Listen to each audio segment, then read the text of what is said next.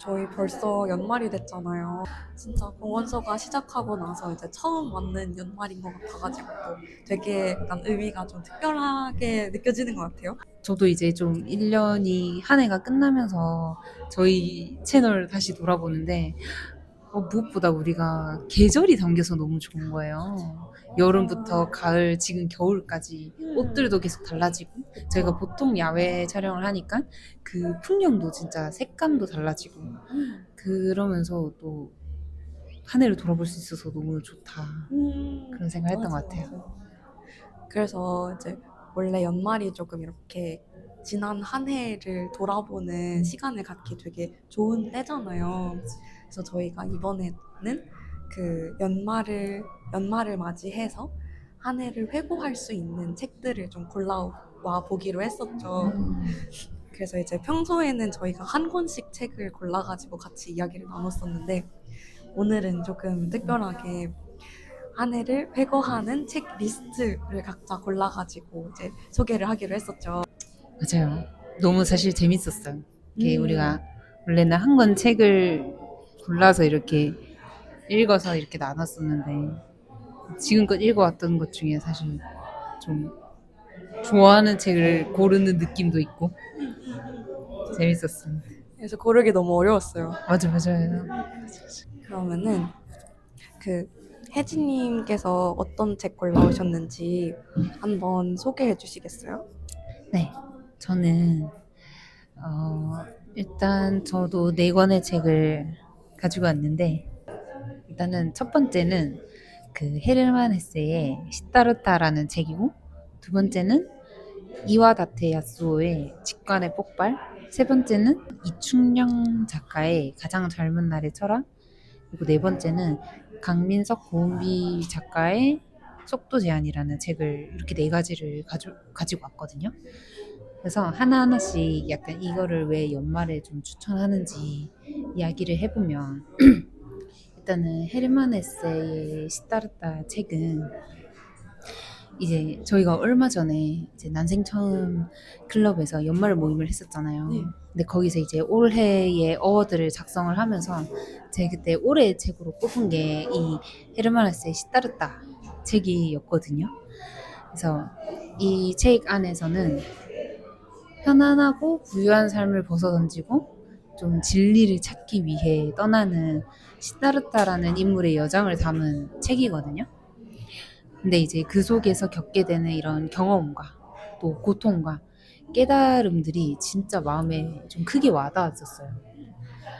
그래서 시타르타는 이 깨달음을 어떠한 누군가로부터의 뭐 배움이나 뭐 어떤 스킬로 얻는 게 아니라 오직 자신의 이 직접 겪은 경험을 통해서 얻어낸단 말이에요. 그러니까 성공도 뭐 실패도 사랑도 방황도 후회도 전부. 근데 이제 시타르타가 처음에는 이 세속을 버리고 금식을 하고 욕망을 끊어내면서 좀 자아를 없애려고 하거든요. 그렇게 하면 뭔가 깨달음을 얻을 줄 알고. 근데 그러다가는 결국에는 관능적인 쾌락에 빠지기도 하고 재물에 대한 욕심에 빠지기도 하고 좀 허영심에 빠지기도 하고 이게 본인 스스로 그래서 죄를 지었다고 얘기를 해요. 그러면서 괴로워하는데 근데 그렇게 괴로워하다가 좀 곰곰이 자신의 삶을 돌아보거든요. 그렇게 자신의 삶을 돌아보면서 이런 이야기를 한단 말이에요. 내가 죄를 저지르지 않으면 안 되었던 것은 다시 새로운 삶을 살 수 있기 위해서였어. 앞으로 나의 길이 나를 어디로 끌고 갈까? 그 길은 괴상하게 나 있을 테지. 어쩌면 그 길은 꼬불꼬불한 길일지도 모르고 어쩌면 그 길은 원형의 순환 도로일지도 모르지. 나고 싶은 대로 나 있으라지. 그 길이 어떻게 나 있든 상관없이 나는 그 길을 가야지. 그러니까 자신의 이런 부끄러운 과거가 지금의 또 앞으로 나의 삶에서 꼭 필요한 순간들이었다고 얘기를 하는 거예요. 근데 사실 연말이 되면 우리가 흔히 좀 올해 뭐 했지? 약간 제대로 뚜렷하게 해낸 것이 없는 것 같고 그러니까 실패도 하고 후회할 일도 엄청 많고 그러다 보면 아 내가 그럼 좀 잘못 산 게 아닐까 이런 생각을 좀 많이 하게 되는 것 같아요. 근데 사실은 이제 그 모든 게 우리가 결국 가게 되는 길의 일부였다라는 걸 이 책에서 알려준 것 같거든요. 그런 말 있잖아요. 헤맨 만큼 내 땅이다. 이 말을 올해 되게 많이 여기저기서 많이 했던 것 같은데 그런 말처럼. 그리고 이제 시타르타라는 인물이 마지막에 바주데바라는 뱃사공을 만나서 이 강물 위에서 배를 타면서 깨달음을 얻거든요. 그래서 강물을 보면서 이런 비밀을 알게 되었다고 말을 해요. 이 강물은 흐르고 또 흐르며 끊임없이 흐르지만 언제나 거기에 존재하며 언제 어느 때고 동일한 것이면서도 매 순간마다 새롭다. 제가 이 책에서 제일 좋아하는 문장이거든요, 이게. 근데 시타르타가 한 사람의 이 인생을 이제 너는 지금 어디 뭐 한 사람의 인생에 대해서 너는 지금 여기에 어느 수준에 와 있고 너는 이런 사람이다 뭐 이런 함부로 규정을 할 수 없다라고 이야기를 하거든요. 그러면서 심지어 돌멩이조차도 사실은 그의 입장에서는 신이 될 수도 있고 부처가 될 수도 있고 모든 것이 될 수 있다고 얘기를 해요. 그래서 그거를 들으면서 제가 느꼈던 게 우리는 흐르기도 하고 머무르기도 하고 변화하기도 하고 유지하기도 한다는 이 말들이 저를 진짜 편안하게 해줬던 것 같거든요. 저도 좀 현대사회 좀 살아가면서 이 고여 있고 좀 멈춰 있는 것 같으면 되게 불안해했던 것 같아요. 근데 그런 물음 자체가 사실 잘못된 것 같더라고요.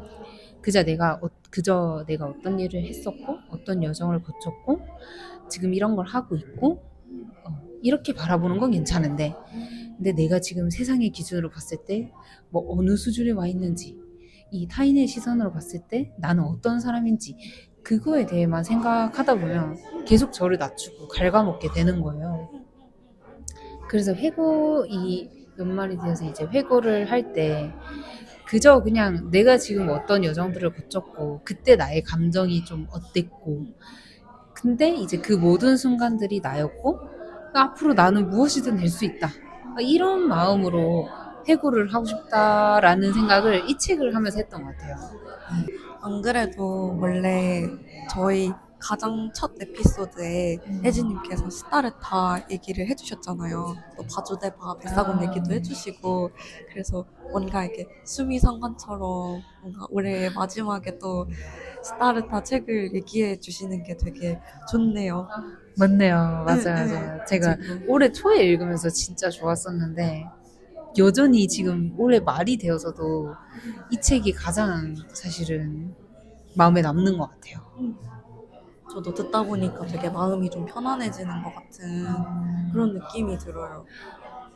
그리고 제가 이제 이 연말 해고에 어울리는 두 번째 책으로 가져온 거는 이와다테 야스오라는 작가의 직관의 폭발이라는 책이거든요.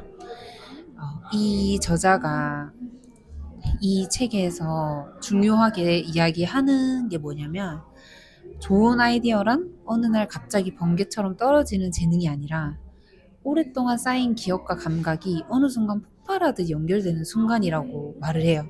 그래서 직관의 폭발이거든요. 그리고 그 연결의 순간은 이런 몰아치는 집중보다는 오히려 산책하거나 이제 멍하니 있을 때처럼 뇌가 분산되는 상태에서 가장 잘 일어난다고 이야기를 해서 제가 진짜 신선하게 읽었던 책이었거든요. 그러면서 좀 제 일이 자연스럽게 떠올랐던 것 같아요. 저는 일상은 되게 느리게 살거든요. 근데 일을 할 때는 왜 그렇게 좀 급해지는지 모르겠어요. 그래서 뭔가 온전히 집중해서 빠르게 많이 일해야지 일을 잘하는 것이다라고 생각을 하기도 했던 것 같아요. 근데 그렇게 빠르게 쳐내는 식으로 일을 하다 보니까 어쨌든 어떤 기획을 할 때 좋은 아이디어가 좀 잘 안 나오는 거예요. 내가 내 스스로 생각할 때 이거 진짜 너무 좋다라는 그런 아이디어가 잘 안 나오는. 근데 왜냐하면 일단은 저에게 좋은 아이디어라는 근본적인 문제를 건드릴 줄 아는 것. 그러니까 본질에 집중하는 게 그게 진짜 쉽지 않은데 저는 그게 진짜 좋은 아이디어라고 보거든요. 이렇게 거치대로 뭔가 이렇게 자꾸 하는 것보다는. 근데 항상 그런 거 있어서 좋은 아이디어를 주는 동료가 있어요. 그 동료에 대해서 이제 누군가는 좀 일의 속도가 느리고 무엇보다 이제 담배를 너무 많이 피러 간다 이런 이런 불만을 토로하기도 하거든요. 네. 실제로도 이제 담배를 많이 피러 가서 근데 제가 생각해 보니까 어쩌면 그 동료가 좋은 아이디어를 가져갈 수 있었던 거는 담배를 피면서 뇌를 분산시키는 시간을 가졌기 때문이지 않을까? 라는 생각을 했어요. 근데 좀 진지하게. 왜냐하면 담배를 피면서 이 일에 대해서 생각을 많이 한다고 하셨었거든요. 그래서 저도 점심시간에 이제 무조건 산책하면서 자연 풍경 보려고 하고 좀 일을 하다가도 중간중간에 일어나서 좀 창문으로 자연 풍경을 보려고 좀 노력을 했던 것 같아요. 보고 싶어서 보는 것도 있고. 근데 그럼에도 불구하고 좀 여전히 급하게 생각해서 급하게 실행하는 면이 있다고 생각이 들어요. 올 한 해를 돌아보더라도. 그래서 저는 이 한 해 동안 나의 일에 대해서 돌아볼 때 좀 이 책을 읽으면 참 좋겠다는 생각이 들었어요. 어쩌면 일을 정말 많이 하고 바쁘게 보냈는데도 이게 효율적으로 일했다고 생각했는데 오히려 생산성을 저하시켰고 오히려 창조성을 억누르는 시간이었을 수도 있겠다라는 걸 이 책을 보면 좀 많이 깨달았던 것 같아요. 저도 약간 이 책 좀 읽고 싶어지는 것 같아요. 근데 너무 공감 갔었던 게 저는 그 약간 진짜 직관이 폭발하고 아이디어가 창조적인 아이디어가 나오는 그런 일이 사실 어느 일에나 좀 필요하다는 거를 많이 느끼거든요. 그리고 제가 이제 올해 공부를 시작하면서도 생각보다 거기에도 아이디어라는 게 너무 중요하고 필요한 거예요. 이 이론과 저 이론을 저 작품과 이론을 이렇게 상관없이 떨어져 있는 걸 이렇게 연결시키는 아이디어 같은 게 되게 중요하다는 생각이 들었는데 근데 그게 그냥 하나에 이렇게 몰입해서 몰두해서 한다고 나오는 게 아니라 혜진님 말씀하신 대로 그래서 산책하고 뭔가 그래서 철학자들이 그렇게 산책을 많이 한다고 그런 얘기를 하더라고요. 그런 데에서 확실히 다른 아이디어가 나오는구나 이런 말이 좀 생각이 나는 것 같아요. 맞아요. 이게 진짜 이게 과학적으로도 이 뇌의 분석적으로도 어쨌든 그렇다고 하더라고요. 그래서 저도 근데 우리 보통 이 뭐 꼭 회사가 아니더라도 어쨌든 일을 할 때 뭔가 그런 게 많긴 하잖아요. 온전히 집중해서 빨리 일하면 일을 잘하는 거고 약간 생각을 막 너무 오래 하거나 뭐 다른 좀 여유로운 시간을 보내면 일의 속도가 느리고 잘 못하는 거고 뭐 이런 선입견이 있으니까 근데 오히려 그게 이제 생산성을 더 안 좋을 수도 있다.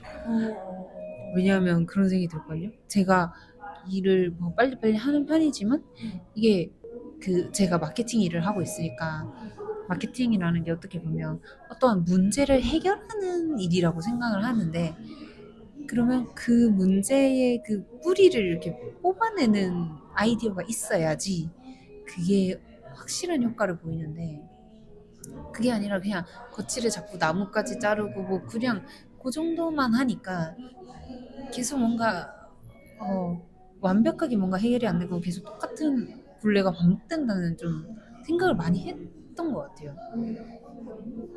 그래서 저도 이제 뭐 산책을 하거나 자연 풍경 보거나 하고 있지만 사실 뭐 여전히 뭔가 제가 엄청나게 좋은 아이디어를 내고 있다라고는 생각은 못 하는데 근데 이런 것들이 계속 좀 습관화되고 뭐 이렇게 좀 제 안에 뭔가 좀 잘 잡히고 이러면 좀 더 좋은 생각들을 할 수 있지 않을까? 네, 그냥 그런 생각을 한 것 같아요. 그리고 제가 세 번째로 골라온 책이 이충영 작가님의 가장 젊은 날의 철학이거든요. 근데 이 책이 철학책인데 이런 무거운 철학 지식이 아니라 우리의 일상 속의 철학을 녹여서 이해하기 쉽게 쓰여 있고 또 그로 인해서 제 삶을 다른 시각으로 바라보게 해준 것 같아요. 이제 그래서 삶의 다양한 영역에 있어서의 철학에 대해서 이야기를 하거든요. 뭐 이렇게 사랑에 대해서도 그렇고 뭐 자신의 일에 대해서도 그렇고 근데 그 중에서 제가 조금 집중해서 봤던 게 관계에 대한 이야기가 제일 기억에 남았어요. 그래서 특히 이제 저는 친구를 만났는데도 이상하게 부담스러울 때가 있었거든요. 근데 특히 오랫동안 보지 않은 친구라면 더더욱. 근데 그게 뭔가 어색해서도 아니고 그 친구가 싫어서도 아니거든요. 근데 그 이유를 좀 약간 못 찾다가 이 책에서 찾게 됐는데 이런 문장이 나오는 거예요. 서로가 자신의 인생에 담긴 의미를 충분히 말로 풀어낼 수 있을 때가 만남의 적기입니다. 그때 이뤄지는 재해는 옛날만큼 혹은 옛날보다 더 재밌는 경험이 될 겁니다.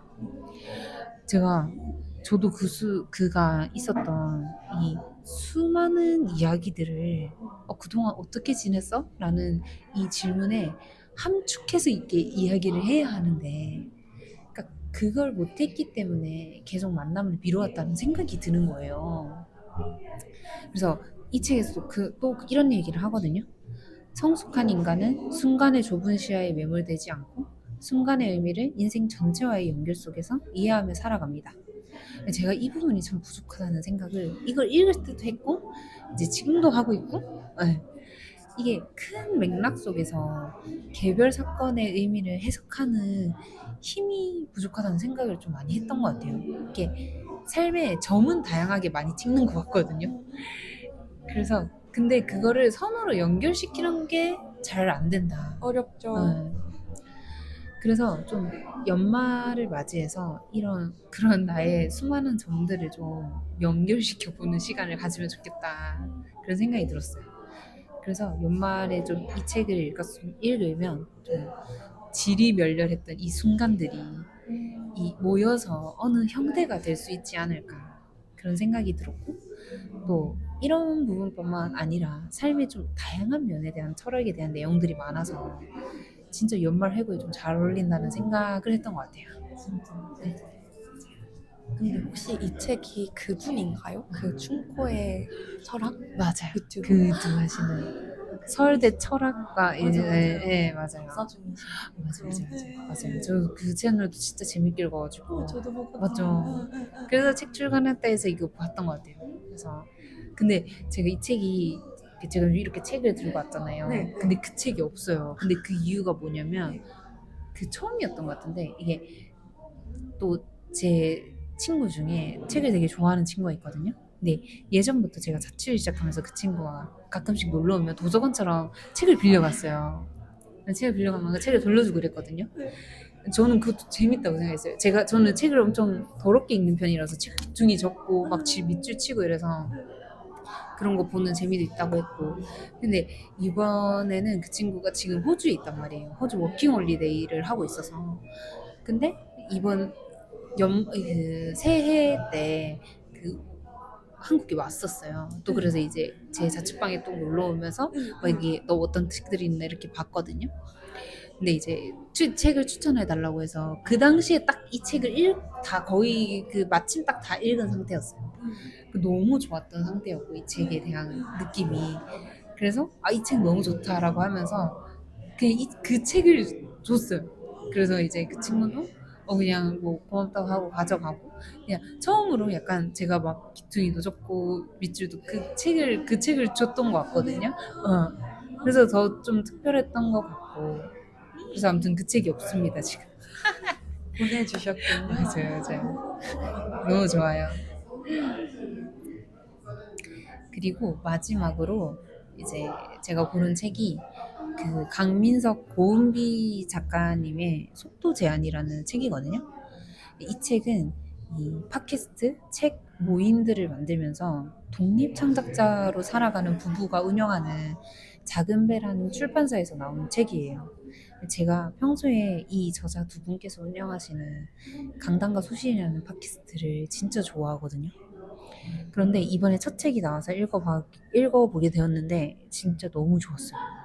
이 책이 이 평범한 직장인이셨던 두 분이 직장을 그만두고 서울을 떠나서 제주에 살면서 처음에는 이제 비건 식당을 운영하시다가 이제는 자신들만의 콘텐츠를 만들어가는 독립 창작자로서의 삶의 이 여정을 담은 책이거든요. 사실 이 개인적으로 정말 제가 앞으로 살아가고 싶은 이 삶의 모양인 것 같아요. 약간 추구미라고 해야 되나? 그런 건데 이게 자유롭게 창작하면서 먹고 사는 삶 이거거든요. 그래서 저는 이 삶을 현재 살아가지는 못하고 있지만 저처럼 약간 이런 삶의 모양을 꿈꾸고 있는 분들이 계시다면 좀 이 책을 읽으면 어쨌든 나의 이 좀 자꾸 이렇게 작아지는 이 꿈을 다시 상기시키고 그러니까 아 맞다 내가 원하는 삶은 약간 이거였지 이러면서 좀 삶의 방향을 좀 다시 제대로 잡게 되는 것 같아요.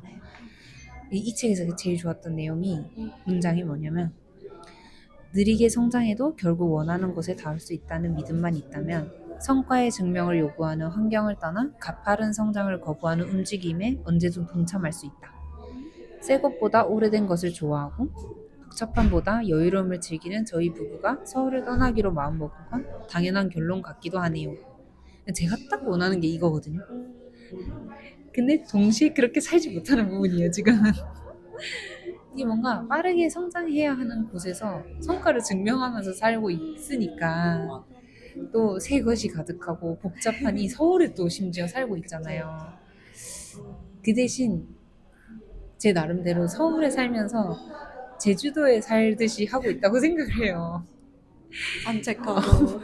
진짜 말씀하셨듯이 한 매일 이 40분 정도 안양천 따라 걸으면서 좀 여유롭게 출퇴근한다든지 좀 일에서 벗어나면 저만의 이 컨텐츠를 만들면서 살아간다든지 이러고 있는데 그러면서 또 좋았던 문장이 이거거든요. 여전히 우리는 모임, 팟캐스트, 출판 등 한 가지 단어로 설명하기 어려운 일들을 고루고루 하고 있다. 우리는 한 영역의 전문가가 되고 싶다는 강박을 조금씩 벗어버렸다. 매력적인 프로필 문구 한 줄로 스스로를 설명하고 싶다는 욕심도 벗어던졌다. 그러고 나니 진정한 자유로움이 찾아왔다. 할까 말까 검열하는 대신 일단 해보면서 우리 안에 새로운 모습을 발견한다. 스스로에 대한 이해를 단단히 쌓으면서 동시에 바깥을 적극적으로 탐구하며 발길이 닿는 대로 걷는다. 진짜 이 세상의 흐름에 저항하는 말인 것 같아요. 그래서 지금 뭔가 다들 정답처럼 똑같이 말하고 있는 삶의 방식과 정반대로 살아가는 방식이라고 좀 생각을 하거든요. 그래서 제가 최근에 이제 유정님한테도 고민을 이야기했지만 저의 이 일에 있어서 굉장히 좀 혼란스러웠단 말이에요. 그 이유가 제가 원하는 삶은 이러한 삶인데 지금 주어진 환경은 정반대다 보니까 진짜 좀 혼란스러웠던 것 같아요. 그래서 결국 일에서도 좀 독립하기 전까지는 어떻게 조직 안에서의 일 속에서도 좀 나의 리듬을 지킬 수 있을까 이런 고민을 하는 요즘인 것 같아요.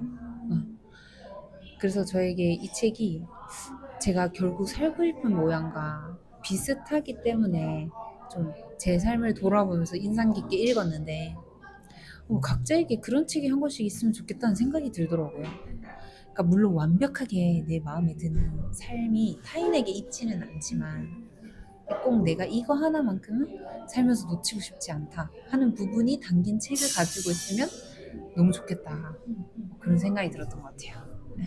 이미 그렇게 살고 있는 사람의 이야기를 들으면은 되게 내가 생각하는 방향이 맞지? 좀 이렇게 지지가 되는 것 같아요. 맞아요. 그런 것 같아요.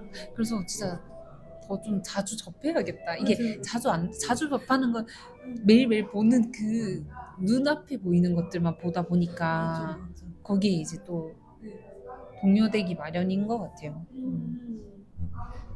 그렇게 원하는 삶의 방식을 찾아서 나를 노출시키는 게 되게 좋은 것 같아요. 맞아요. 저는 이렇게 네 가지 책을 한번 골라봤어요. 유정님의 책도 너무 궁금해요. 그러면은 저는 이제 제가 연말을 회고하는 책으로 5권을 골라오긴 했는데 2권은 약간 세트예요. 같은 작가님이 쓰신 책이어가지고 그래서 그렇게 좀 소개를 해보고 싶어서 가져왔거든요. 그래서 첫 번째는 그 카렐 차페크의 산문집인데요. 정원 가꾸는 사람의 12달이라는 책이에요. 이 카렐 차페크라는 분은 원래 소설가인데 사실 예전에도 한번 이야기한 적이 있었던 것 같아요. 이분이 로봇이라는 말을 처음 만든 소설가라고 해가지고 이제 그렇게 알고 있었는데 제가 이분의 소설은 못 읽어봤고 한창 제가 저희 집에 정원을 처음으로 만들면서 처음으로 식물을 꽃시장에 가서 좀 사오고 이렇게 땅에 심어보고 뿌리고 하는 동안에 이 책을 사서 읽게 됐어요. 이 카렐 자페크라는 분이 실제로 자기 정원을 만들면서 정원 애호가였던 거죠. 이, 이걸 가꾸는 일을 너무너무 좋아했었고 그래서 이렇게 진짜 정원 가꾸는 사람의 12달에 대한 책을 쓰게 됐어요. 실제로 이 책을 보면은 이렇게 정원 가꾸는 사람의 1월, 2월 해서 12월까지 있거든요. 내용을 읽다 보면은 되게 정말 이 사람이 얼마나 정원 가꾸기를 좋아하는지를 잘 알 수 있고 내용도 되게 재미있어요. 그래서 뭔가 약간 어떤 부분이 좀 공감이 갔었냐면은 제가 비록 이분만큼이나 전문적으로 가꾸지는 못했었지만 이 사람이 어떤 식으로 얘기하냐면 정원을 가꾸기 시작하면 날씨에 대한 인식도 완전히 달라진다는 거예요. 그냥 우리가 날씨가 덥네, 춥네, 비가 오네 이렇게 생각하는 게 아니라 비가 너무 안 오면 걱정을 한다든지 식물이 물이 안 충분하지 않을까봐 또 너무 더워도 걱정하고 이제 너무 추워지면 이렇게 12월쯤 되면은 이제 밖에 있는 식물들이 다 좀 죽어버리니까 월동을 할 수 있는 겨울을 넘길 수 있는 식물을 뭔가 키운다든지 아니면 실내에 화분을 들인다든지 이제 이런 식으로 날씨에 대한 개념이 식물을 중심으로 바뀐다는 거예요. 그게 되게 처음에 좀 공감이 가기도 했었고 그렇게 좀 인식이 바뀌는 과정이 식물을 키우는 일에 되게 큰 효능이라고 생각하기도 했었어요. 네, 어쨌든 저는 이게 식물을 키우지 않는 사람한테도 이 1월부터 12월까지 돌아보는 내용이 되게 도움이 된다고 생각을 했어요. 또 한편으로는 이게 어떤 식물이 피고 나고 자라고 다시 지고 하는 과정이 되게 인생이랑 또 비슷하잖아요. 그래서 저는 12월에 대한 이 파트에서 조금 공유하고 싶은 내용이 있었는데요. 이제 다행히도 한 해가 모두 마무리되었습니다. 아직도 해야 할 일이 남아있을지도 몰라요. 저기 뒤쪽은 흙이 납처럼 무겁군요. 그리고 이 생토레아는 어디 다른 곳으로 옮겨 심는 게 좋겠네요. 이제 이런 말이 되게 구체적인 정원에 대한 이야기이긴 하지만 저는 읽으면서 지금 딱 12월에 한 해가 마무리되었지만 아직 좀 해야 할 일이 남았네. 이거 하고 저거 하면서 마무리해야지 하는 이제 저의 어떤 투두리스트가 생각이 나는 거예요. 그래서 되게 저의 일들을 이렇게 대입하면서 좀 읽게 됐었고 또 여기에 이제 이런 내용도 나오는데요. 이제 겨울이 되니까 정원의 바깥에 있는 식물들이 살기가 어렵잖아요. 그래서 이 사람이 정원 가꾸는 사람은 보물들을 지하실로 가지고 갑니다. 적어도 그곳에서는 식물들이 얼어 죽는 사태는 없을 거라고 자기 마음을 달래면서요. 하지만 봄이 오면 바깥에 따뜻한 흙을 쑤셔보느라 이 화분들은 까맣게 잊어버릴 겁니다. 그러나 이런 경험에도 불구하고 다음해 또 12월이 되면 정원 가꾸는 사람은 집안을 겨울 정원으로 바꿀 화분을 또 사러 나가겠죠. 그 속에서 자연의 영원한 생명을 볼 수 있거든요. 이런 내용이 나왔는데 이 내용 자체로도 되게 좋지만 저는 이렇게 계절이 바뀔 때마다 어떤 것들은 또 다시 실내로 들여왔었다가 또 계절이 바뀌면은 또 밖에 나가서 다른 걸 보다가 하는 모습이 제가 이 일에 관심을 들이다가 또 저 일에 관심을 들이다가 이 시기에 따라서 달라지는 저의 마음이 되게 좀 비슷하게 느껴지는 거예요.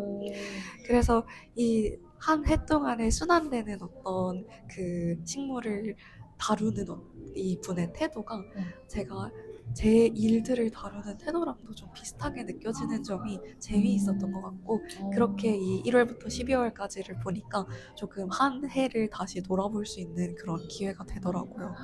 근데 진짜 그런 말 있잖아요. 각자의 정원을 가꾸며 살아간다는 말을 저는 진짜 좋아하는데 똑같은 것 같아요. 이게 약간- 기후적으로. 오. 저도 약간 이렇게 정원처럼 좀 자연스럽게 살고 싶다는 생각을 하게 되는 것 같아요. 맞습니다. 너무 좋네요. 그리고 두 번째 책은 책 정리하는 법이라는 책이에요.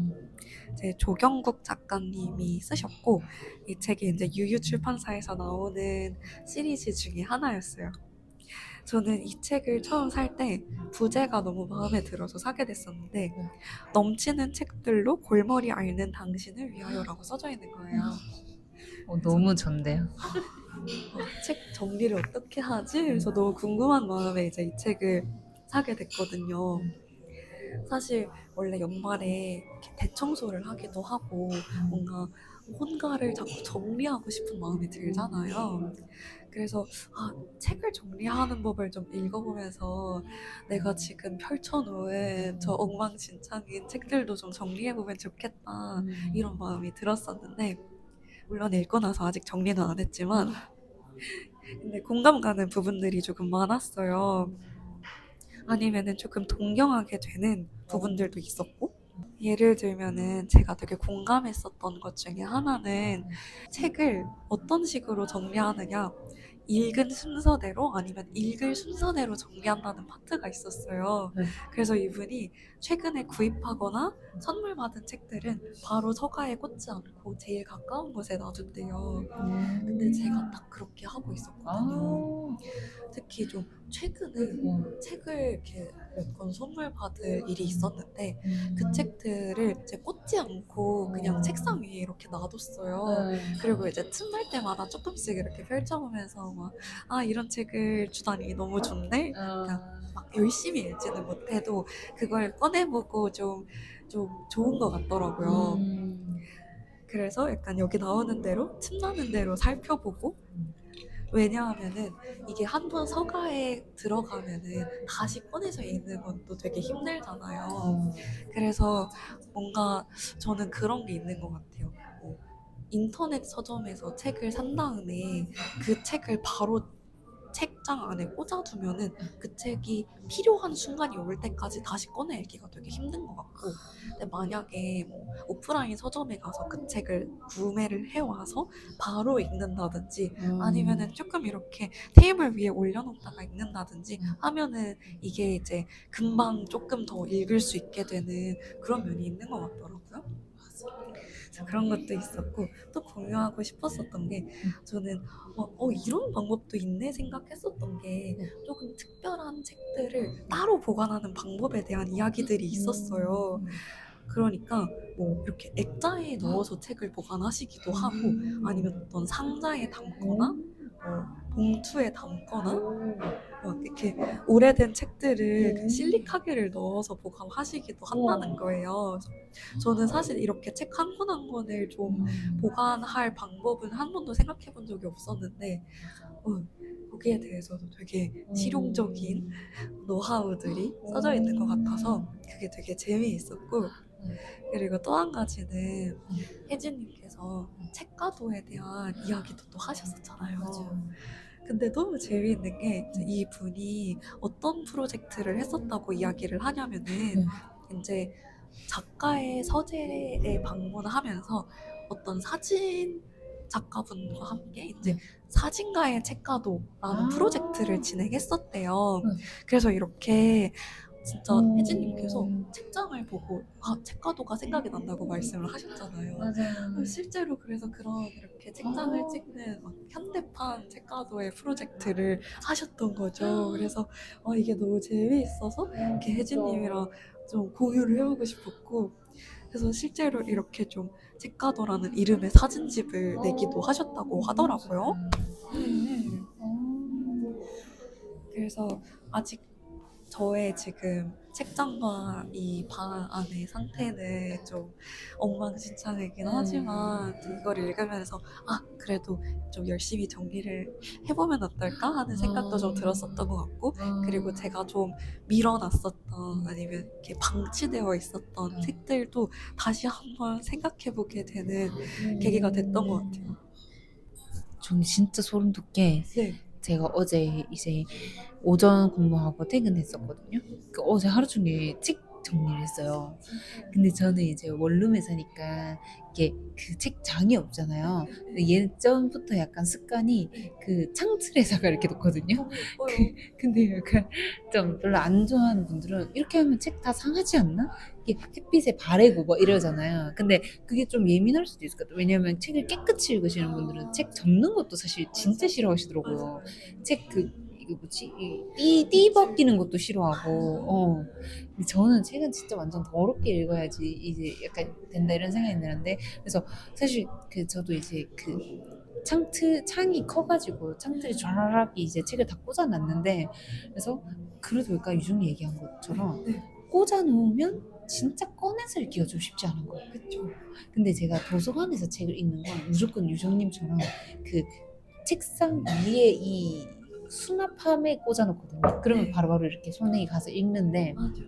근데 분명히 이 책, 이거 창틀에 꽂아놓은 책 중에서도 사실 아직 안 읽어야 하는 책들이 많은데, 많죠.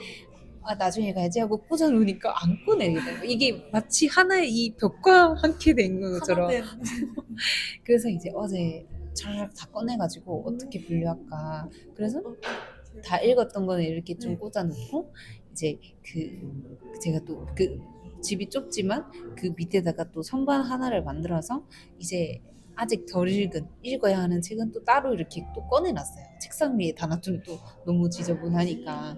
그렇게 하니까 좀 정리가 되고, 그리고 원래 저는 약간 이렇게 뭔가 미적으로 잘 보려고 색깔별로만 촤라락 해놨거든요. 네. 근데 또 보다 보니까 약간 이제는 이 책 제목이 막 신경이 쓰이는 거예요. 사실 제가 샀던 책 중에서도 사실 저한테 와닿았던 책도 있고 이건 별로네 하는 책도 있었는데, 근데 그런 거 무시하고 이렇게 색깔별로 정렬을 하니까 이게 내 눈에 가장 잘 보이는 그 곳에 내가 좋아하는 책의 제목이 있으면 좋겠다. 그래서 이번에 이제 좀 틀을 깨고 그 제일 잘 보이는 곳에는 내가 이때까지 읽었 그 책 중에 제일 좋았던 책을, 근데 그 책을 10권 정도 이렇게 꽂아놓고, 근데 그 10권도 사실 그 안에서 색깔별로 정리하긴 했어요. 하얀색부터 이렇게 저렇게 검은색까지. 그리고 나머지는 또 나머지대로 색깔별로 정리하고 그렇게 했고, 그리고 믿음사에서 네. 그 고전문학 세계문학을 진짜 예쁘게 만들잖아요. 네네네네. 그 이제 저는 헤르만 헤세랑 서머신몬 책밖에 없기는 한데 몇 권밖에 없는데, 딱 꽂히니까 예쁘더라고.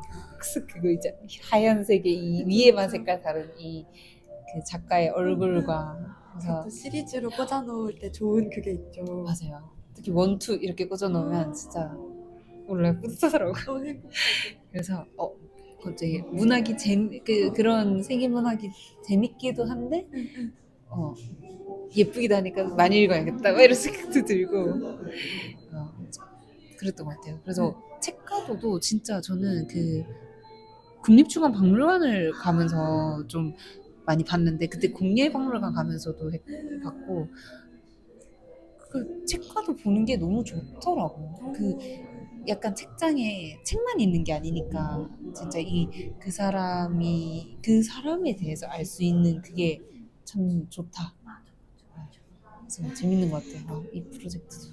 저는 진짜 약간 누군가의 서재 보고 이런 게 너무 재밌더라고요. 또 그 사람의 이렇게 성향이나 이런 것들이 다 보이니까 맞아요. 분류하는 데에서 이렇게 성향이 보이는 것도 있고 맞아. 취향도 보이고. 맞아요. 그런 것 같아요. 그러니까 저는 사실 책을 혜진님은 그러니까 이 분류를 약간 나에게 좋았던 책 위주로 다시 분류를 하신 거죠. 맞아요. 그랬어요. 그거 너무 좋은 것 같아요. 저는 약간 장르별로 어. 분류를 해놓고 원래 막 출판사, 장비, 믿음사, 문학동네 이렇게 구분해놓고 막 소설 구분해놓고 약간 이런 식으로 했었었는데, 근데 저는 최근에 느낀 게 제가 그 사이에 관심사가 조금 변해가지고 예전에는 말하자면은 가장 가까운 그 황금 라인, 약간 제일 손에 닿기 쉬운 라인에 마케팅 책들이랑 문학책들을 놔뒀었거든요. 근데 제가 요즘 좀 바꿔야 되겠다고 생각을 했었어요. 약간 예술 디자인 이쪽 책을 더 위쪽으로 꺼내야겠다는 생각을 하고 있었는데 아직 그 이사 온 다음에 한 번도 그 분류를 바꾼 적이 없어가지고 한번 이렇게 끄집어내서 바꿔야겠다. 저도 그 생각을 하고 있었어요. 맞아요. 이 관심 분야가 진짜 맞아 바뀌는 것도 있는 것 같아요. 달라지면은 저도 예전에는 진짜 무조건 거의 마케팅, 브랜딩 책을 진짜 많이 읽었는데 네. 진짜 소설 하나 읽기도 진짜 힘들었는데 이제는 진짜 소설이 진짜 재밌고 더 많은 걸 좀 알려주고 그렇더라고.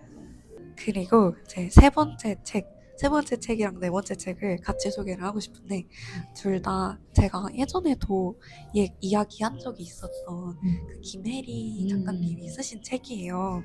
그래서 하나는 그 자기 경험을 쓰셨었던 이 좋아하는 일이 직업이 될 수 있을까라는 책이고 또 한 권은 진짜 좋아하는 일을 찾는 나와의 워크숍이라는 책이에요. 그래서 약간 이 첫 번째 제가 말한 책이 자기 일을 기록한 에세이에 가까운 책이라면은 이제 뒤에 있는 책은 완전히 제가 직접 뭔가 실습을 해볼 수 있는 워크북에 가까운 것 같아요. 그래서 이제 이 첫 번째 에세이를 먼저 이야기하면은 이게 제가 그때도 한번 이야기했었지만 이분이 이제 갑자기 어떤 예술 경영을 이제 대학원에서 배우게 되시면서 이제 나의 커리어를 어떻게 만들어갈까 고민했었던 이제 그 모든 과정들을 이제 여기에 담으셨어요. 그래서 그걸 담으면서 좀 어떻게 이야기를 했었냐면은 내가 뭔가 방황하고 헤맨다고 생각을 했었는데 아주 사소한 경험들까지도 결국에는 아 이게 내가 원하는 일을 만들기 위한 과정이었구나 좀 이렇게 깨닫게 되시거든요. 그래서 이제 이 안에 있는 이야기를 보다 보면은 이 분이 어떻게 이제 나만의 일을 찾고 나만의 키워드를 만드는지 그 과정이 되게 생생하게 나와 있어요. 이게 조금 전에 혜진님께서 말씀하신 거랑도 좀 비슷한 것 같은데 그 점을 선으로 만들기 위해서 되게 치열하게 고민을 하면서 이제 그런 이야기를 담고 있어서 저도 똑같은 고민을 하거든요. 제가 찍어놓은 점들이 있는데 그거를 하나로 엮는 게 되게 어렵다고 느껴지거든요. 그거를 제가 나는 이런 일을 하는 사람이야 라고 말하는 것도 어쩐지 좀 부끄럽기도 하고 그래서 자꾸 이런 책들을 읽으면서 조금 참고를 하게 되는 것 같아요. 그리고 네, 저는 혜진님 이야기를 들으면서 계속 이야기하고 싶었었던 게 또 그 독립 창작자라는 말을 쓰는 분들도 계시잖아요. 근데 나의 이름을 내가 스스로 그렇게 부르면 내가 그 일을 하는 사람이 되는 건데 저는 어쩐지 그게 너무 망설여지는 거죠. 내가 이렇게 나를 불러도 되는 걸까? 막 이런 고민들을 많이 하게 되니까 이제 사실 이런 이야기들을 듣다 보면은 좀 지지를 받게 되는 것 같아요.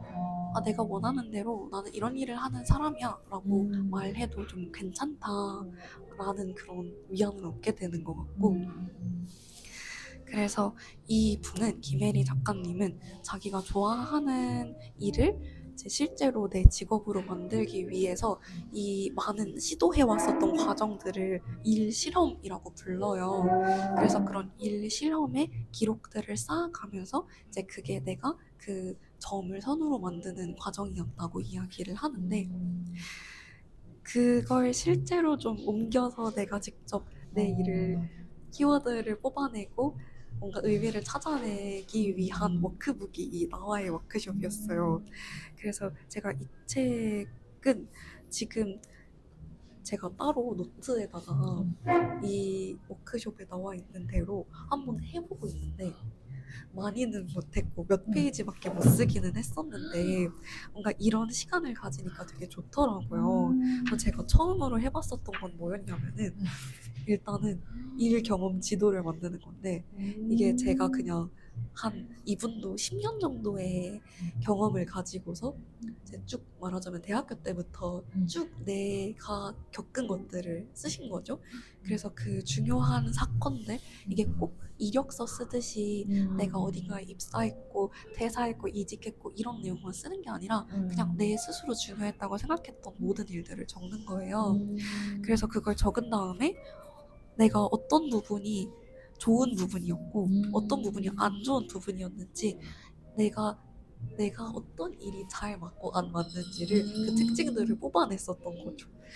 그래서 저는 이걸 쓰고 보니까 어떤 게 있었냐면은, 제가 좋아하는 이 일들의 특징은 뭔가 내가 직접 주도권을 가지고 실행까지 할 수 있는 일이 좋다라는 걸 첫 번째로 느꼈었고, 왜냐면은 어떤 관리만 해야 하는 일들에서는 제가 항상 좀 답답함을 많이 느꼈었거든요. 그래서 나는 내가 직접 실행까지 해야 그 일에서 되게 의미를 찾는 사람이구나, 이런 것도 좀 느꼈었고, 또 예를 들면은 뭔가 좀 새로운 것들을 배워야 되고 새로운 문화를 접해야 되고 글을 써서 결과물을 만들고 이런 것들을 항상 제가 의미 있게 생각한다 느꼈었고, 한편으로는 제가 안 좋다고 느꼈었던 일들의 포인트는 나한테 주도권이 없다 라든지, 아니면은 뭔가 반복성 업무라든지 이제 이런 것들을 제가 적어보면서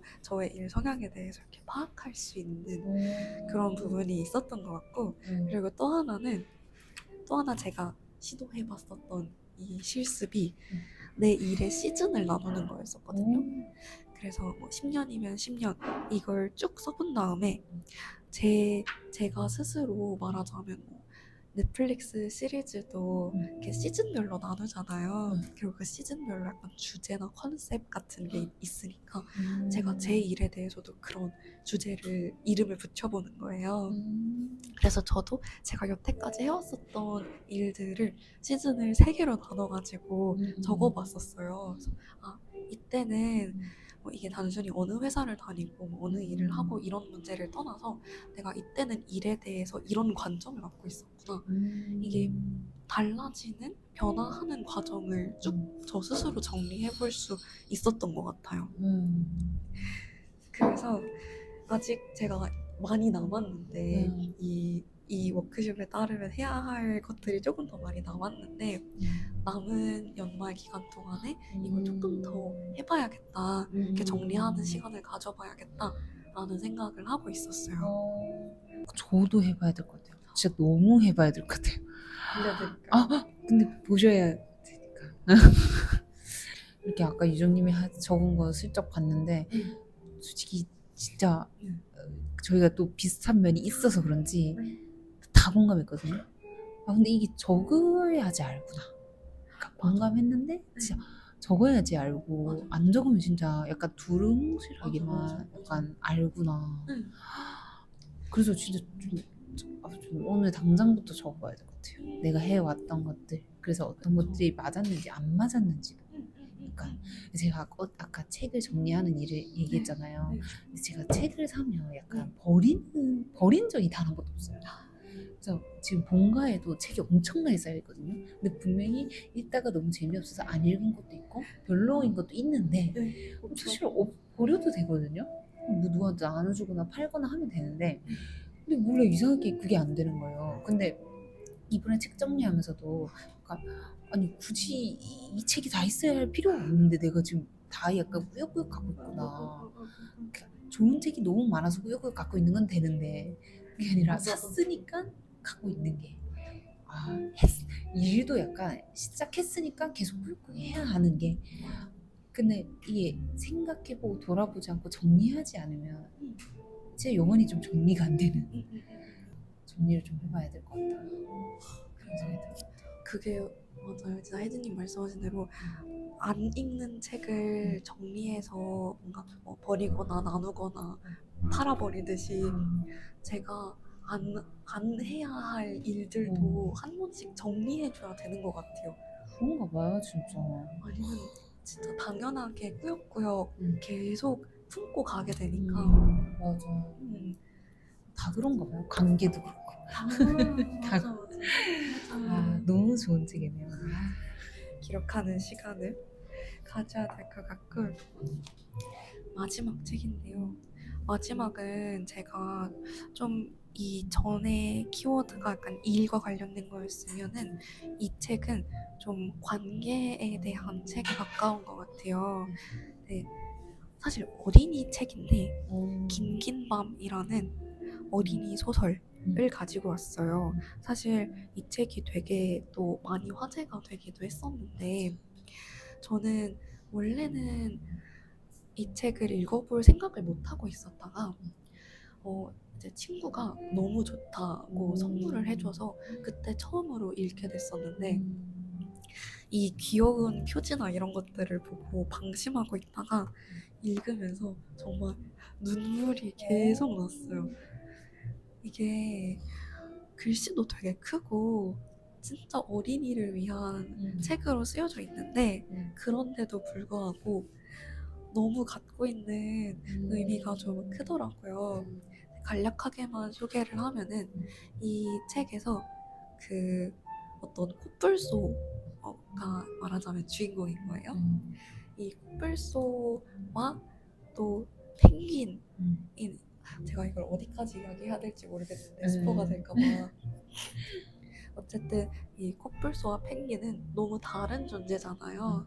근데 이 두 동물이 어떻게 서로를 의지하면서 말하자면 삶을 헤쳐나가는지 그리고 사실 이게 제가 이렇게 그냥 코뿔소와 펭귄이라고 이야기했지만 그 안에 뭐 되게 다양한 그 동물들의 이 관계들이 나와요. 그래서 처음부터 이 두 코뿔소와 펭귄이 처음부터 나오는 게 아니라 이렇게 처음에는 이 노든이라는 코뿔소가 이제 원래 가정 말하자면 코뿔소 가정을 꾸리고 있다가 또 이게 밀렵꾼들에 의해서 이제 아내와 자식을 잃고 자기는 동물원에 가게 되었는데 또 그 동물원에서 뭐 다른 코뿔소 친구도 만났다가 이게 계속해서 어떤 관계를 만들고 잃어버리고 또 만들고 잃어버리고 서로 수명이 다르고 이런 과정이 계속 펼쳐져요. 그래서 이거를 읽다 보면은 이렇게 수없이 계속 이렇게 만나는 관계와 상실과 죽음과 이런 것들에 대해서 생각하게 되는 거예요. 근데 저는 그런 부분이 제일 와닿았던 것 같아요. 동물에 대한 이야기지만 서로 삶의 속도가 다르잖아요. 근데 그 와중에 되게 우연하게 같이 하는 순간들이 있잖아요. 그게 나중에 결국 그러니까 여기서 영원히 같이 갈 수 있는 관계에는 아무것도 없는데 근데 우연히 타이밍이 맞아서 함께 했었던 이제 그 순간들이 이제 너무 소중하기 때문에 그걸로 인해서 계속 살아가는 건 거죠. 그래서 이제 그런 부분들이 읽다 보면은 단순히 이런 동물들에 대한 이야기가 아니라 내 가족도 생각나고 내 친구들도 생각나고 그런 것 같아요. 그래서 이제 내 옆에 있는 그런 소중한 관계들을 다시 한번 생각하고 돌아보기에 이 책이 가장 좋은 것 같다고 생각을 했었어요. 듣기만 해도 슬퍼요.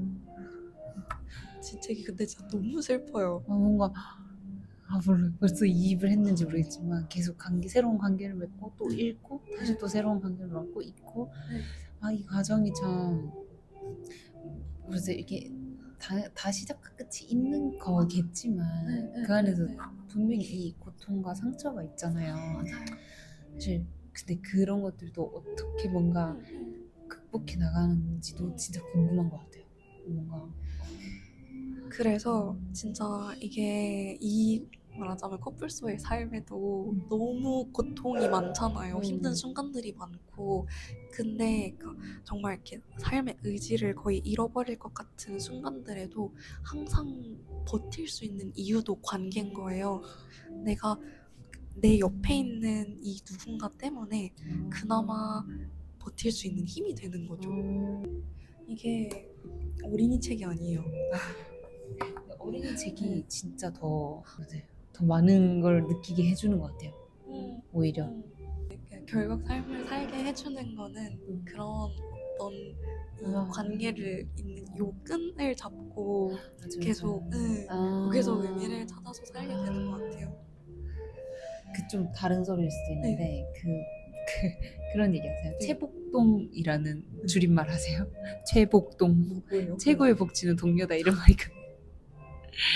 근데 이제 저도 몰랐다가 얼마 전에 이제 어떤 동료분이 한 분 얘기해서 알았어요. 요즘 그 말이 유행이라고 하더라고요. 그러니까 결국에 회사는 다 좀 비스무리한데 그래서 결국에 이제 복지가 동료다. 그러니까 동료 때문에 좀 버티고 뭐 동료 때문에 좀 다니고 뭐 약간 이런 게 크다라고 얘기를 하는데 근데 저도 진짜 생각을 하는 것 같아요. 뭔가 그러니까 막 너무 싫어 너무 뭔가 이런저런 막 불만들 때문에 사실 뭐 이렇게 떠나려고 해도 사실 동료들이 좋은 그게 저는 근데 그게 제가 예전에 일을 할 때는 그렇게 좋은 동료들을 못 만났을 때는 딱히 그런 생각을 해본 적이 없거든요. 그냥 뭐 회사 동료 그냥 이 정도였는데 어쨌든 좋은 동료들을 만나니까 확실히 이보다 더 좋은 동료를 만나기 쉽지 않을 텐데 뭐 약간 그런 생각을 진짜 하게 되는 것 같아요. 그만큼 진짜 우리가 이 관계 속에서 살아가고 있고 뭐 요즘 막 혼자서 살아가는 뭐 1인 가구 늘고 외롭게 살아가고 연애도 안 한다 하고 뭐 이러잖아요. 네. 근데 뭐 근데도 진짜 너무 중요하다 이 관계 속에서. 그래서 저희 왜 예전에 같이 제주도에서 산책할 때 그런 얘기 했었잖아요. 그러니까 만약에 부부라고 하더라도 부부가 수명이 같을 수가 없으니까 언젠가는 누군가는 혼자서 살아야 되잖아요. 근데 그럴 때 적어도 정말 안부를 물을 수 있는 이웃이 중요하다 이런 말씀 같이 하셨잖아요. 그래서 이렇게 정말 사소하고 작은 관계라도 그런 어떤 느슨한 인연들이 있는 게 진짜 중요하겠구나 이런 생각도 좀 드는 것 같고. 맞아요. 제가 지금 제목 기억 안 나는데 일본의 되게 유명한 작가님의 만화책인 것 같아. 할아버지와 고양이가 나오는 만화책 있거든요. 귀엽게 생긴. 근데 이제 그 내용이 이제 할아버지가 할머니가 이제 돌아가시고 이제 작은 시골 마을에서 원래 선생님이셨다가 이제 은퇴를 해서 이제 고양이와 같이 살아가는 그 시골 마을에 그래서 가장 친한 친구 이 꼬장꼬장한 성격을 가장 친한 친구도 나오고 근데 뭐 이러는데 제가 그 만화책을 만화 카페에서 진짜 재밌게 읽었거든요. 이게 막 시리즈로 엄청 많이 나와 있어서 근데 평범한 일상밖에 없어요. 뭐 마트를 가서 무슨 야채를 사오고 뭐 약간 계속 고양이랑 이렇게 놀고 밥을 뭔가 뭘 해 먹었는지 이런 내용들인데 가장 좋았던 부분이 뭐냐면 할아버지가 이제 할아버지시니까 몸이 안 좋잖아요. 근데 이제 그날도 그냥 어느 날 이렇게 집에 막 들어가다가 그 신발장에서 몸이 갑자기 안 좋아져가지고 팍 쓰러지거든요. 생각으로 그런 생각을 했던 것 같아요. 뭔가 아무도 약간 발견하지 못하면 어쩌지? 뭐 약간 그런 생각이었나? 그렇잖아요. 사실 같이 사는 사람이 없으니까. 근데 그러다가 탁 쓰러질 때쯤 바로 와서 깨운 게 우체부였거든요. 그래서 옛날에는 이제 우체부가 있었잖아요. 그분도 밖에서 이제 불렀는데 대답이 없어서 이렇게 들어왔다가 이제 할아버지 발견하고 병원 데려가주고 그게 너무 따뜻하더라고요. 그래서 이렇게 세상이 발전하면서 진짜 편안한 것도 있긴 한데 그러한 좀 연결감이나 다정함은 좀 어쩔 수 없이 뭔가 사라지고 있구나 이런 생각도 들어요. 너무 이웃이 없잖아요. 근데 이웃이 사실 되게 필요하다고 생각하는데 점점 이렇게 혼자 사는 사람들이 많아질수록 그 연결감을 점점 잃어버리고 있는 것 같기는 해요. 근데 그게 저는 진짜 그 삶의 안전과도 너무 직결된 문제인 것 같은데 그래서 그게 아쉽게 느껴지는 것 같기도 하고 이 얘기를 그냥 혜진님 얘기를 듣고 보니 진짜 그 회사에서의 비유로 생각할 수도 있을 것 같아요. 회사에서 모두가 끝까지 다 같이 가는 건 없잖아요. 누군가가 먼저 떠나고 뭐 내가 떠날 수도 있고. 근데 그냥 그런 과정 속에서 막 누군가를 또 만났다가 막 상처도 받았다가 또 그 동료 때문에 힘을 내기도 했다가 이런 것들이 진짜 맞아, 회사 생활에서도 맞는 것 같아요. 맞아요, 맞아요. 그런 것 같아요. 아무리 사실 뭐 회사는 일만 하는 곳이라고 해도 진짜 거의 뭐 8시간을 붙어 있는데 맞아. 가족보다 더 많이 붙어 있으니까. 진짜 근데 그게 이 관계가 안 좋으면 진짜 힘들고 너무 관계가 좋으면 진짜 약간 회사 그냥 동료임에도 불구하고 하루하루가 참 좋고. 네, 저도 사실 그 회사를 다니기 전에는 그냥 회사 동료라는 건 그냥 동료구나 막 그 이상의 어떤 유대감이 없을 거라고 생각했거든요. 근데 진짜 생각보다 회사를 들어가서 이렇게 만나면서 이 마음이 안 생길 수가 없는 거예요. 당연히 그냥 같이 그냥 일만 하는 사이가 아니라 마음을 주고받을 수밖에 없겠구나 뭐 이런 생각도 들었었던 것 같고. 맞아, 맞아. 그리고 뭔가 그때 우리 예술 주제 얘기할 때도 그랬지만 이 사람, 그러니까 같이 서로 일 잘하고 일이 잘 돌아가게도 맞지만 진짜 이 사람을 내가 인간적으로 좀 좋아하느냐, 약간 이것도 진짜 크다는 생각이 드는 것 같아요. 저도 진짜 약간 운 좋게도 예전에 이제 들어갔던 회사를 퇴사하고도 제가 인간적으로 너무 좋아서 계속 만나는 사람들이 있는데 그냥 그걸 그러니까 회사라는 장소에서 만나긴 했지만 그냥 거기서라도 그렇게 잘 마음을 맞는 사람을 만날 수 있었다는 게 너무 좋더라고요. 맞아요. 진짜 경험해보면 다른 것 같아요. 이런 협업을 할 때도 강남과 소신 팟캐스트에서도 얘기했던 게 이 협업이라는 것 자체가 무엇보다 중요한 게 내가 이 사람을 인간적으로 좋아하느냐, 약간 그럴 때 시너지가 진짜 더 많이 난다고 하더라고요. 그냥 인간적으로 좋아하느냐, 약간 이 사람의 뭐 위상 뭐 이런 거를 떠나서 이 사람이 너무 좋아서 같이 뭔가 하고 싶어, 약간 이 감정이 중요하다는 걸 진짜 많이 느끼는 것 같아요. 갈수록 진짜 많이 느끼고. 맞는 것 같아요. 진짜 일이 마치 냉철하게 무슨 로봇처럼 이렇게 하는 게 아니라 진짜 결국에 사람이 사람이랑 하는 일이기 때문에 그런 게 중요할 수밖에 없는 것 같아요. 이게 너무 가는 것 같지만 그래서 저는 요즘에 더 아쉽게 느껴지는 게 뭐냐면 인공지능과 거의 대화를 하고 있잖아요. 근데 그렇게 되면서 약간 대화의 의미가 점점 좀 퇴색되고 있다는 느낌도 받거든요. 그런 우려를 많이 하잖아요. 이 인공지능과 대화하는 게 너무 익숙해진 세대에서부터는 이게 너무 뉴노멀인 세대에서부터는 인간 사이의 대화도 마치 인공지능과 다를 바 없이 그냥 그냥 필요한 말만 주고받고 원래 대화는 그런 거야 라고 생각을 한다면 그게 너무 좀 아쉬울 것 같은 거죠. 그게 모르겠어요. 괜한 우려일 수도 있겠지만 그게 인공지능이 등장하면서부터 되게 많은 그러니까 대화 자체에 대한 의식이 변하는 것 같아서 그게 좀 안타깝게 느껴져요. 이게 맞는 사람과 대화하는 거는 진짜 너무너무 사실 너무너무 좋거든요. 그래서 이런 걸로 콘텐츠를 만들고 싶었고, 그리고 제가 항상 보는 것도 그냥 자연스럽게 대화하는 콘텐츠들을 진짜 많이 보게 돼요.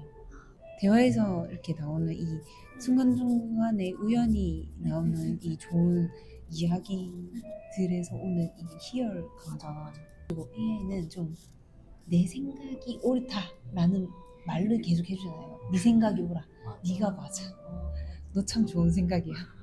AI로 더하면 제 생각이 계속 좁아지는 것 같은데, 근데 이제 누군가랑 대화를 하면 이 사람이랑 생각이 똑같더라도 오히려 같이 대화하면 할수록 좀 확장되는 그런 경험을 하게 되는 것 같아요. 그 좋은 대화 자체가 그냥 저도 제 삶에서 너무 중요한 요소인 것 같고 그게 사람이 사람끼리 대화를 할 때는 서로가 갖고 있는 배경도 다르고 되게 공감하지만 또 한편으로는 서로 다른 사람이니까 또 서로 다른 생각들을 갖고 있잖아요. 또 사람 사이의 대화에서는 약간 잠깐 멈추기도 하고 고민하기도 하고 이렇게 좀 다른 비언어적이거나 좀 반언어적인 표현들도 있고 이런 것들이 사실은 사람끼리 대화할 때만 나누는 거고 거기에서 발생하는 의미가 따로 있는 것 같아요. 그래서 저도 그런 대화가 너무 좋고 그런 대화를 하는 콘텐츠도 저도 너무 좋고 만드는 것도 좋고 그런 것 같아요. 그리고 진짜 드는 생각이 이게 제가 까탈스러울 수도 있지만 이게 AI는 또 너무 나한테 맞춰줘서 그렇지만 누군가랑 대화할 때 너무 약간 서로의 이 생각을 판단하려고 하거나 그릇됨을 따지거나 그런 경향이 보이는 사람과는 좀 대화를 안 하고 싶은 것 같아요. 그치? 대화하고 싶은 사람은 나를 나답게 해주는 사람?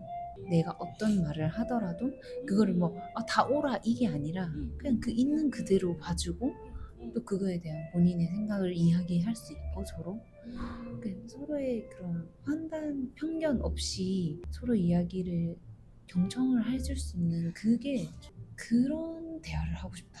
오해도 없이 변명할 것도 없이 편한 대화는 항상 내가 뭔가 변명을 하고 있어요. 맞아. 근데 그분이 이렇지 않아? 이랬을 때 그게 이러면서 자꾸 내가 왜 변명을 해야 돼? 제가 그런 걸 봤거든요. 뭐 남들도 나를 오해해야 할 자유가 있고 나도 변명하지 않을 자유가 있다. 그런 모토로 살아가려고 하는데